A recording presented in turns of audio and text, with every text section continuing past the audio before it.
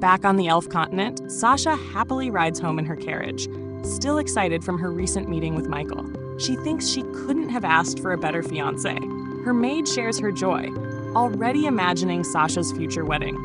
Embarrassed, Sasha mentions that the ceremony is still far off, but the maid insists she should start preparing anyway. Suddenly, the carriage jerks to a stop. A frail human man has dropped his load, and his furious elf master lashes him for being too slow. Watching the scene, Sasha mutters that humans are completely useless. At that moment, she notices a familiar figure walking into a dark alley. Light. Shocked, she quickly jumps down and rushes after him, convinced her eyes must be playing tricks on her. She runs through the maze of alleys, but Light disappears, leaving her standing at a dead end. Relieved, she tells herself she must have imagined it, until she turns around and finds a message from Light telling her to meet him at the giant tower.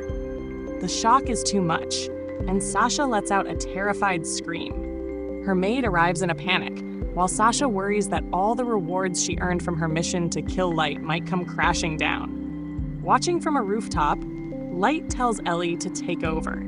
Thrilled at the chance to punish someone who hurt her beloved master, Ellie imagines all the ways she can destroy Sasha's life. With everything ready, they move on to the final stage of their revenge. Meanwhile, at the elven barracks, two soldiers, Anya and Kia, entertain themselves by throwing daggers at a tied-up human. Nearby, an elf named Sharfat harasses his own human slave, while Must and their captain watch with growing disgust. Sharfat mentions Kaido's recent mission with Yanak. Kaido went berserk, killed several people, and was eventually killed by a human. Now the higher-ups want their squad to avenge him. Sharfat doesn't care, calling Kaido a dropout, but Must insists it's their duty to avenge a former comrade. As Anya and Kia continue tormenting their victim, Sharfat tells them to just finish the man off. They refuse, saying they'll treat their slave however they want.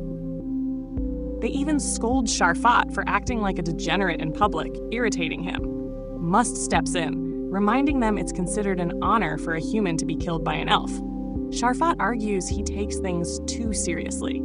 Suddenly, the captain's overwhelming aura forces everyone into silence. He orders Anya and Kia to stop torturing the man and tells Must to relax a little. Then he commands Sharfat to end the human's suffering. Sharfat obeys immediately, killing the slave. The captain tells Anya and Kia to clean up the body, then orders a curses, Must to prepare for their next mission. Sasha quietly cries in the corner, traumatized by witnessing another human's death. Sharfat dismissively tells her to go rest in her room, and she quickly flees. The captain then warns Sharfat to stop fooling around with humans. He reminds him that elven bloodlines are sacred, and they must not risk creating children with inferior races. Elves historically married prestigious maestros to preserve their power. Sharot points out that despite their proud bloodline, elves haven't been gaining strength lately. The captain explains that centuries of crossbreeding have thinned their once pure lineage. Sharfat finally snaps and admits he never intended to have children. He only enjoys manipulating weak human women until they believe he genuinely cares for them. Anya and Kia drag away the corpse, calling Sharfat a twisted pervert. Bored, Sharfat suggests they get rid of Sasha next and asks the captain for permission to execute her. The captain declines. Standing up, he declares that their priority is to avenge Kaido and restore honor to the Elven Queen, even if Kaido was a failure who abandoned them. Later that night, Sasha is sleeping when a strange noise outside wakes her. Not far from her home, a glowing magic circle forms in the forest, and an enormous tower rises from it. At the very top, Ellie appears, waiting for Sasha to arrive. From her window, Sasha spots the mysterious structure and wonders if this is the place Light wanted her to visit. Meanwhile, deeper in the forest, an elf transporting young human slaves gets attacked by a vicious Orthos. Terrified, he abandons the children and flees, leaving them at the mercy of the beast as it slowly approaches. The next morning, that same driver arrives at a tavern where everyone is buzzing about the sudden surge of monsters in the forest.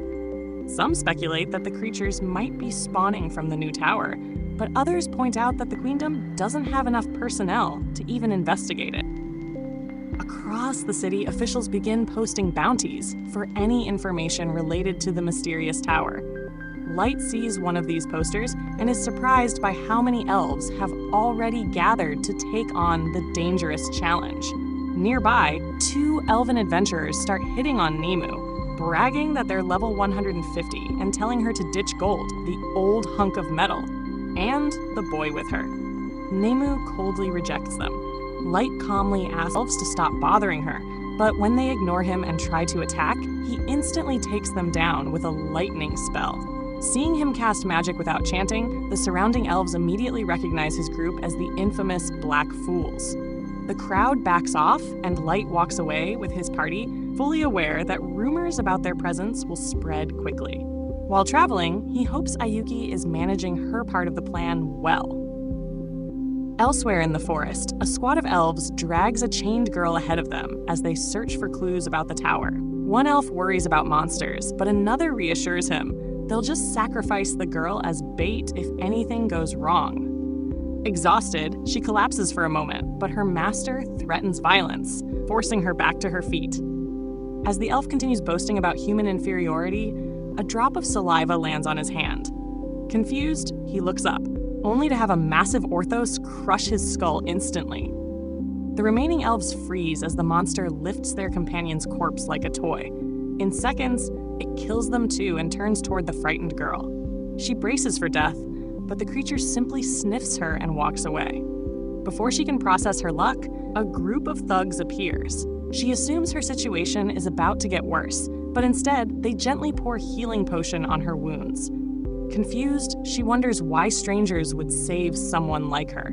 They begin planning new clothes, food, and a walking stick for her before their leader reports to Ayuki, who is resting atop the massive tower that they've rescued another person. Ellie checks on Ayuki's status and asks how her mission is going. She wonders whether it's overwhelming for Ayuki to control so many monsters patrolling the forest, but the cat girl insists she's fine.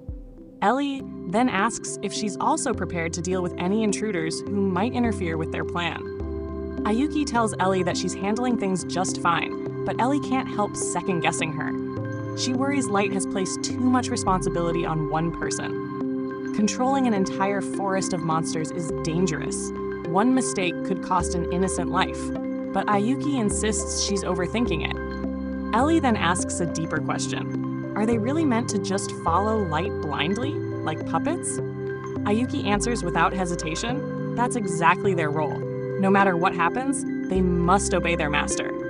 Ellie argues that Ayuki is taking it too far, treating herself like a pet instead of a person. Ayuki becomes furious and threatens to kill Ellie for doubting Light's plan. Ellie stands firm, unfazed, and asks if Ayuki truly thinks she can defeat her. The cat girl says she's willing to try, and the tension between them spikes, just moments away from turning into a deadly fight. Before they clash, one of the thugs calls out to Ayuki to report that they've reached the base. Both girls reluctantly calm down. Back at the base, the group hands the rescued girl to an elderly caretaker who oversees all the victims they save. The girl thanks the thugs as they drop her off at the foster home. Watching Ayuki carefully manage the protection and well-being of every rescued human, Ellie finally accepts that she can trust Ayuki to handle the forest on her own. That night, Sasha worries about how she'll reach the tower. The forest is crawling with powerful monsters far beyond her abilities. If she waits too long, the White Knights will investigate the area, and she'll be exposed for failing her mission to kill Light. With no alternatives left, she steels herself to go and finish the job, no matter what. The next day, the elven royals and nobles gather for a meeting about the mysterious tower.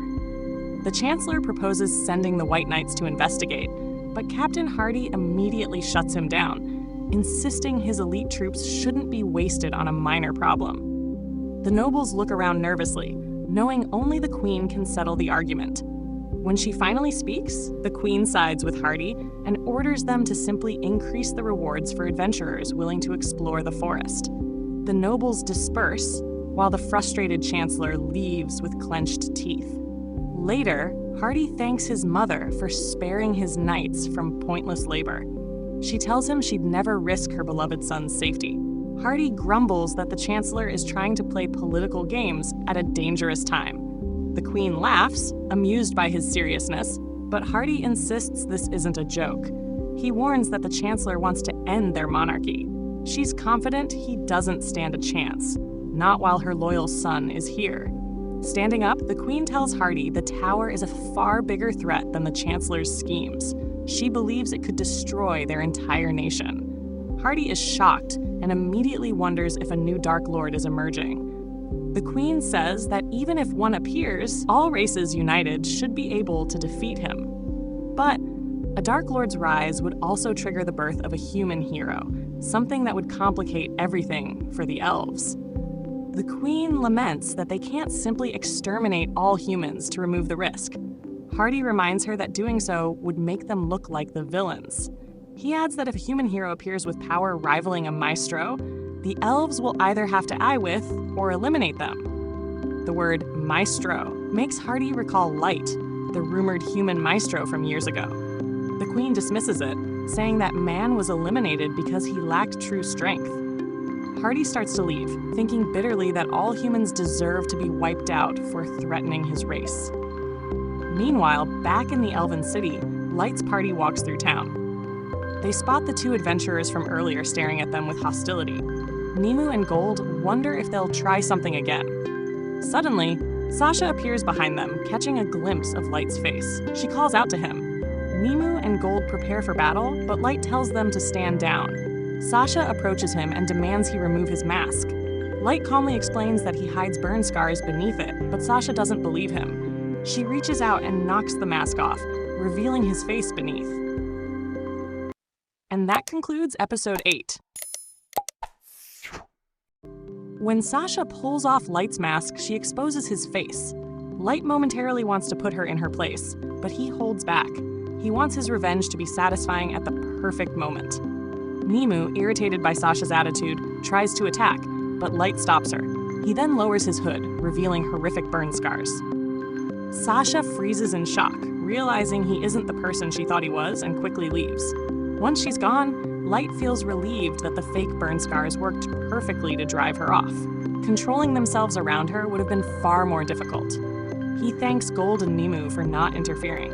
Gold vents about how unbearable Sasha is, and Light agrees, remembering bitterly how he once fell for her manipulative lies. He then redirects the group's focus, and they head deeper into the forest. As they move, the two elves from earlier chase after them. Light tells them to back off, but they refuse. Eventually, the group reaches a secluded area where they're supposed to meet some of Light's servants. No one is there yet, so they wait, only to find the elves have actually kept pace. The elves boast that they won't let Light escape, and he sarcastically praises their persistence. Nimue mutters that it's a waste that these two bullies don't put their abilities to use for something meaningful. The elves ignore her, claiming that killing a human is the highest honor their holy elf race can bestow. Fed up with their arrogance, Light calls out to Mira. Since the elves can't sense anyone else nearby, they think he's bluffing and mock him for acting high and mighty now that his party is famous. Suddenly, a chilling woman appears behind them. Mira tells the elves they sealed their own fate by insulting her master. Her arms twist into monstrous flesh-like jaws that clamp onto the elves, devouring them alive. After she's done, Light apologizes for making her handle them. Mira tells him not to worry. Even if they tasted horrible, she doesn't mind doing anything for him. Gold admits her power is incredible, but says she's a bit unnerving. Nimue agrees. Mira lightly scolds them, reminding them they shouldn't fear her since they're all friends. Just then, 3 more of Light's servants arrive, led by Ice Heat. Behind her are Suzu and Jack, ready to assist. Light thanks them, and Ice Heat tells Suzu to take the lead. Suzu nods timidly, prompting Ice Heat to tell her to show more respect. Suzu's musket, Lokak, apologizes for her, but Light assures them he doesn't mind her quietness. The group moves out together. Gold thanks Jack for joining them, and Jack explains he did it for the bro code. Gold had been out grinding, so he had his back. Gold appreciates it, but Jack adds that it was actually Ellie's idea to send him. He also says he'd never abandon his man, Light. All the girls immediately glare at him. Confused, Jack asks if they're really upset because he used a nickname for their master. Light stays silent as Jack keeps digging himself deeper, telling them there's no need for such formal behavior. Using the nickname again, he insists that treating Light like some distant authority figure will only make him feel lonelier. Even Gold starts sweating as Jack stirs tension. Light finally steps in, asking Jack to calm down. He explains to the girls that he and Jack have an understanding, so he doesn't mind the nickname. The girls nod at Light's words, but the atmosphere among them somehow gets even heavier. As the group continues forward, Light notices Ice Heat's appearance is different from usual. She looks nothing like her Abyss form. Curious, he asks why she's wearing combat gear instead of her usual maid uniform. Ice Heat explains that she's been training under May as a maid, but since she'll be participating in actual combat on the surface, she switched to her battle attire for this mission. Mira laughs and tells her to abandon the maid outfit entirely, claiming it'll only slow her down. Ice Heat takes offense and warns Mira not to act so carelessly in front of everyone just for her own amusement. While the two start arguing, Light is relieved. At least the tension within the group has eased. Meanwhile, Jack asks Gold if he slacked off in training while he was gone, but Gold shakes his head confidently. Watching them banter reassures Light that the team will get along just fine moving forward.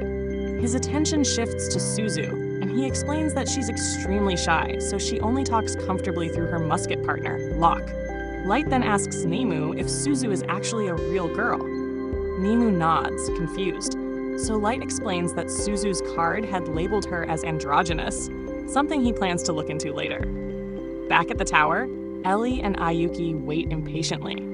When Light and the others arrive, Mizuna and the other two girls rush over excitedly to greet him. Ellie then leads the group inside the massive tower, revealing an enormous, luxuriously furnished room. She explains that she replicated the technology using knowledge from the Abyss Core, making the tower completely protected from outside attacks. Inside, a huge dragon greets them, though Ellie immediately assures Light it's only her pet. She then explains that the top floor was constructed specifically as a wedding hall for Light's grand finale. The group follows her up, and Light takes his place on his throne as Ellie offers to run through the mission plan again. She explains the outline. They will congratulate Sasha on her wedding, right before delivering the revenge she deserves. Although Light's plan was already complete, Ellie proudly admits she added some extra flavor.